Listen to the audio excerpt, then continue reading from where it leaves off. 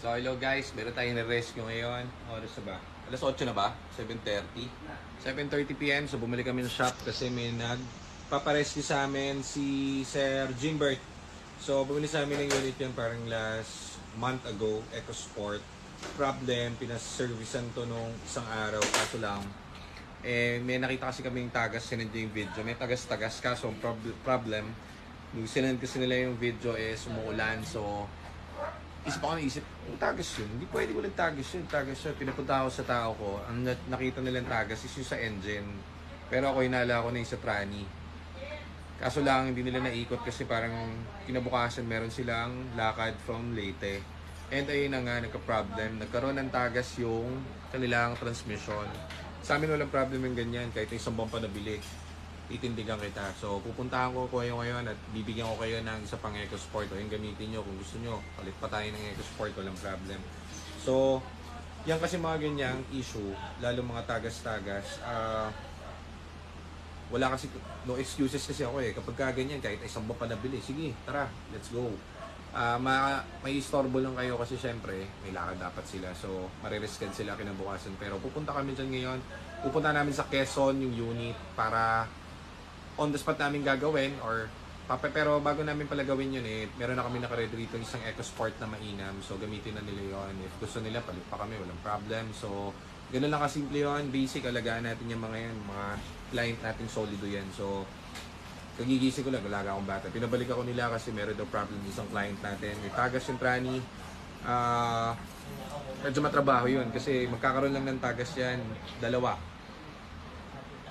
Either lumuwag yan o may tinamaan yun sa ilalim nun. So, doon natin malalaman, kaya kailangan checkin natin. Puntahan na lang natin para ma-check.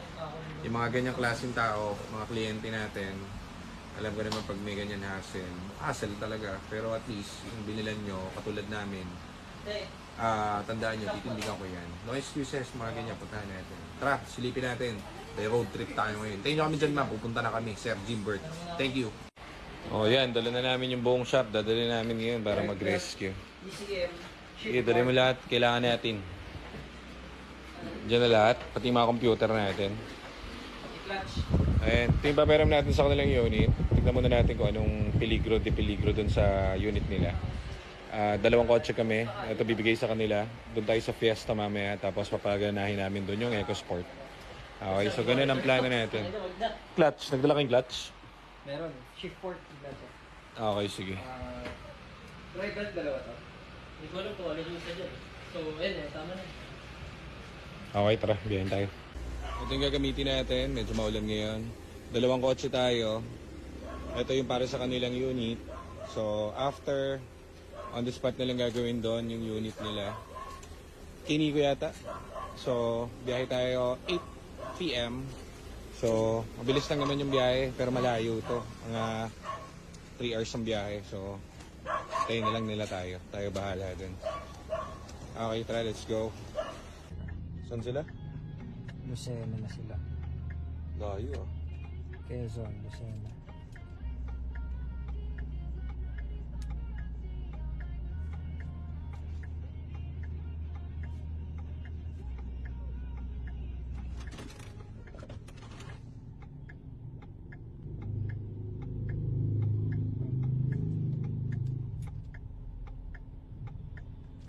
Mali. Isa pa. Bang Lucena to. Lucena bound. Hindi, pagtatanggalin mo yan, ano yan eh. Focus mo muna doon. Ha? Aray! Focus mo muna doon sa ano. Oh. Sa ano. So, dito na tayo, yan. Ito na, kompleto na ang party. Sundo na rin natin ng mga mekaniko. Malilupit na mekaniko. Vanguard. Let's go. Oh, ito na yung convoy natin. Re-rescue na tayo, guys. Abangan nyo. Layo pa to, Lucena. So, antayin na nila tayo rin.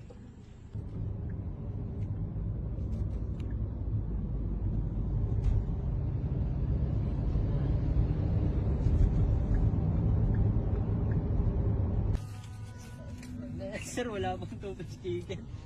So, dumaan lang tayo ng, hindi pa tayo nagdi-dinner. Ayan, 10 o'clock na.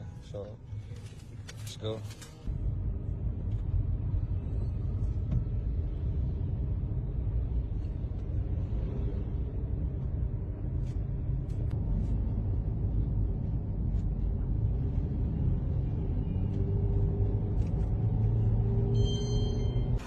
sila sir. Oh. Nangako ako dyan pag nagka-problema yan, sagot ko after a month. O ayan, binalik namin, palit kami EcoSport sa atin na dito na kami matutulog. Okay, so ayan. All goods, biyahe na sila. So dito tayo ngayon sa, alam saan ito Quezon, along parte ng Quezon, malayo. So meron tayong ni-rescue. Itong unit na to parang 1 month na nabili sa amin. So eto yung may-ari nito.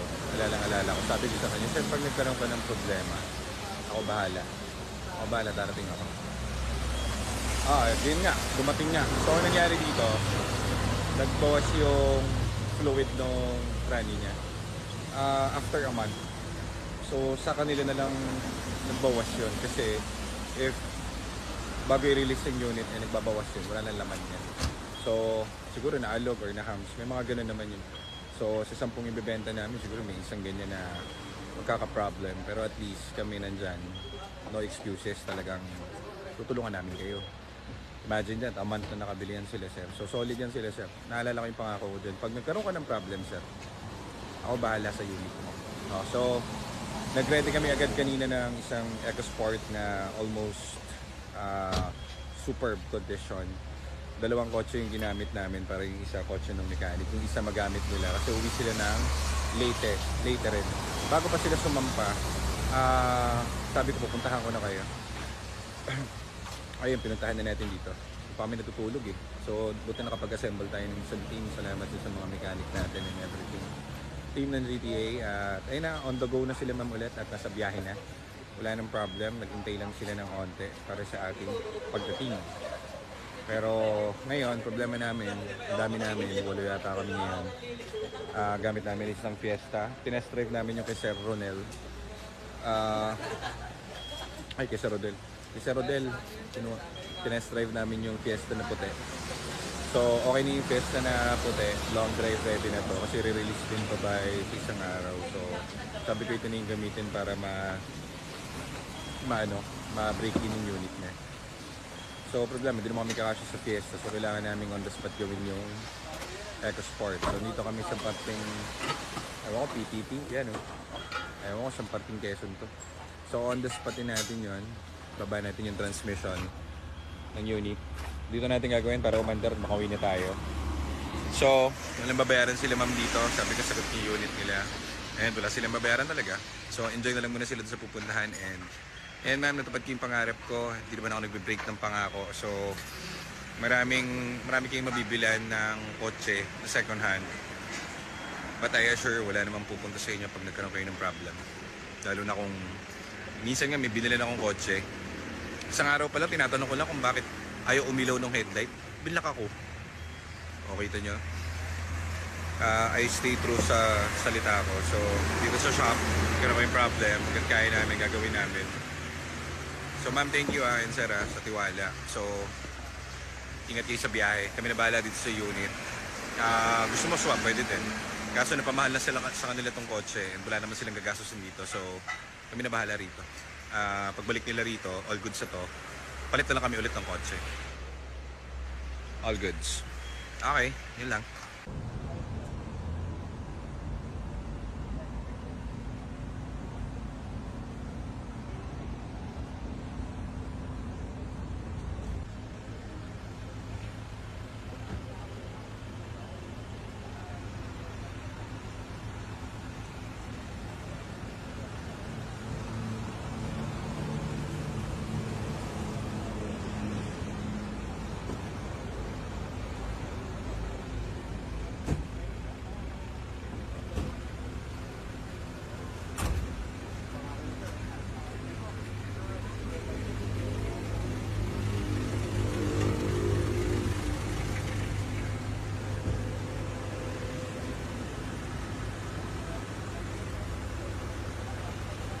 Pre.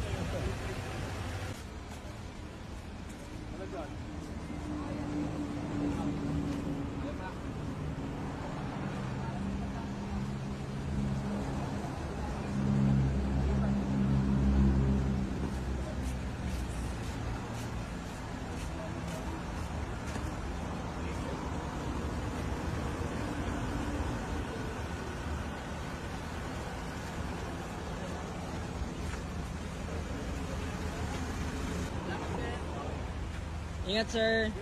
Thank you po.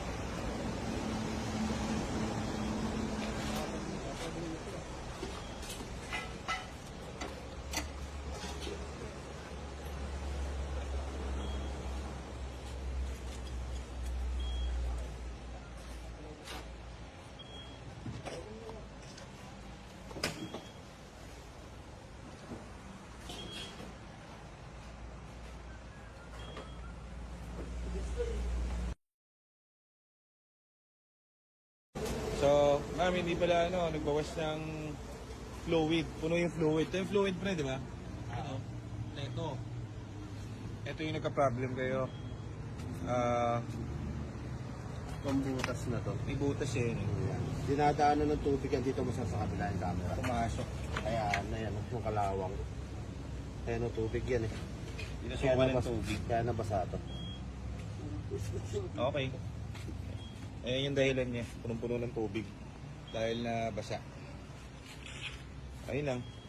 So, yan yung cost nung wala kasing leak dito sa ECT housing to sa kanila. Eh, last month pa bumili to sila. Inabutan na lang pala sa kanila to. So, yung tubig from here, lumusot, papunta rito. Medyo may kalawang yung clutch nila. Shift part nila kalawang. So, wala namang code dati ito nung nirelease natin na ganun. So, inabutan na lang sa kanila tong unit. Pero isa to sa mga unit na swabing-swabe nung nirelease namin. Anyways, dahil napamahal na sa kanila tong unit, nagdala tayong bagong clutch and shift port. Hindi, okay na. Bago tayong dalang clutch and shift port dito. So, ay, plastic pa pala to. Package pa. Ito yung bago nating clutch, bago nating shift port, kabitan natin. Walang charge yun sa kanila. Regalo ko kay Ma'am yan. Kasi napakabuting yan. Hindi. Ano pa nila? Ayun o. Ginawang hanginan yung compressor doon. Ice din, mainam. So yan sila ma'am kasi sakto-sakto lang ang budget niyan. Sinabi sa akin bago bumili. So hindi ko papahirapan yan. Hindi ko papatali yung mga bumili sa atin. So, puyat lang ang kalaban namin ngayon. Kung talo kami sa unit, So walang problem. Ito yung langis eh. Kala namin nung una, tawag dito. Nawala ng langis. Hindi pala. Ayun o, puno. Sobra pa nga eh. Transmission oil yan. So, hindi pala sa nagtagas. Inabutan lang pala talaga siya. So, imagine, a month na nakabili sa atin yan eh. Binabrag ko lang sa inyo kasi yan naman eh, humanap ka ng mabibilan mo na second hand na i-rescue kaya from Manila to Real. Tapos eh, free of charge. O, diba? Sa atin lang yan. Kasi hindi naman kami more on kita lang. Iniintindi namin yung mga bumibili. Yan sila sir, saka sila ma'am, napaka-simpleng tao niyan. Nahassle sila sa oras niyan. Kasi wala eh, ganun talaga. Second hand car is second hand car. Magkakaroon yung issue yan. Ang importante yung titindig yung nabilan mo. Eh kahit pa maintenance mo sa Shell yan, kunwari pag pa PMS mo sa Shell, hindi ka naman nire-rescue ng Shell eh. Hindi ka naman nire-rescue ng PPMS-an mo. So, tayo magre-rescue dyan kasi sa atin galing yan. So, thank you. And, ma'am, ingat kayo sa biyahe ha. Napagtanto ko, binigay namin sa kanila yung EcoSport namin na gamit. Hindi naman kami kasya sa kotse. So, kailangan namin gawin to. So, on the spot, gagawin natin. So, yun yung isang advantage ng Ford, guys. Hindi na tayo maipaghagal dun sa Banawe. Puro brand yung parts yan, kakabit natin. So, kabit natin yung parts yan. Wala pang 5 hours. Tapos na agad yung training. Hindi ka naman magpapapalit agad ng ganyan ng after a year. 5 years na ulit yan. So it's all goods. Ano oras na? Time check. Quarter to 3. 3 a.m. So ayan, kita nyo, sisipag natin. Mga masisipag na bata. Unti na lang to, kakabit na lang yung bagong shift fork saka clutch. Tapos batching na tayo, under na to. Wala yung amo niya eh. So hintayin natin makauwi. Tapos may pangalan daw kasi to, pangalan ng airpot nila. So napamahal na sa kanila tong unit. Sabi ko nga, anyhow, kahit money back guaranteed, gusto mo, palit natin yung pera mo. Or, yung gamit yung EcoSport, gusto mo sa inyo na. Yan ang kuhanin nyo. Kaso wag, napamahal daw sa kanila to. So yan, tayo nang bahala dito. Ganda pa naman ito. Black Edition na 2016. Pogi. Yung buong shop natin, dinala namin para hindi kami magka-problema. So, lahat ng pyesa, lahat ng computer, lahat ng anyhow, dinala na namin. So, kapag umaga, hassle kami. Ngayon, kung merong problem, hindi namin tatakbuhan yan. Hindi kami suplado. So, itindigan natin yan. So, yun ang kwento ngayon. 3 a.m. Bukas ulit, kung makakauwi pa kami mamaya ng medyo maaga.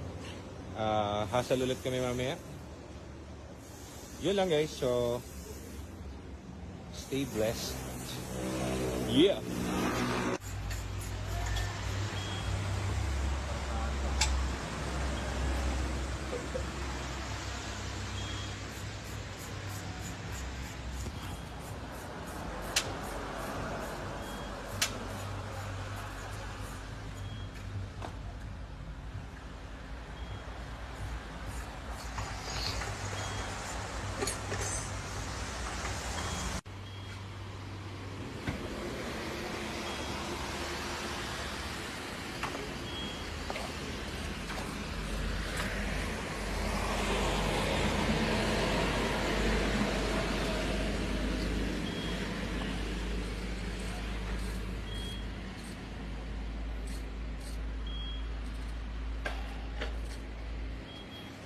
Big shoutout pala sa may-ari ng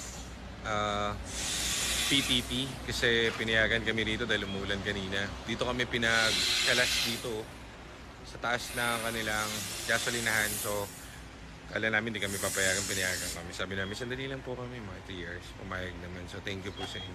Napakabuti niyo. Salamat. Mamaya may gantimpala kayo sa akin. Bibigyan ko kayo ng isang bibigyan ko kayo ng tigitigisan langis na tawag dito. Ano ba yung dala natin lang is? Motocrop. Bibigyan ko kayo motocrop. Pati yung guard. Ayan guys. Doon tulog. Tulog. So, dito tayo sa kawalan. Ayan o. Clutch niya. Pati yung shift fork. Drog. So yan, gawa naman yan. Nirelease natin. Amanta nakabili kasi yun sila sir. Kaso, may something na pinapasukan ng tubig. Yun ang alawang. Diba? So, nirelease natin yan is bago yan. Kaso, may mga ganun. Hindi ko alam saan pumasok ng tubig na. Pero basta may pumasok ng tubig. Inayos na namin yung pumasok ng tubig. Isang beses ka lang na magpapagawa ng major part na ganyan. So, good say ito. Makakawin na tayo. Under na ulit. At biyahe na tayo pabalik. Okay, goods.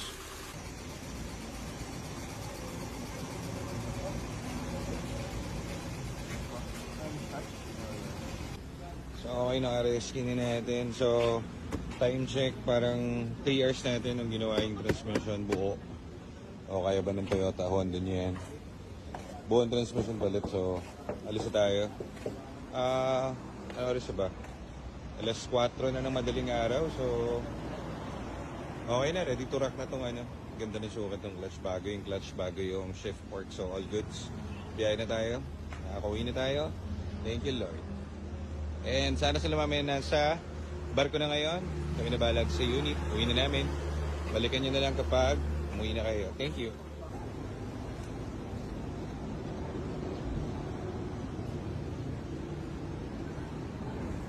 Yeah, boy.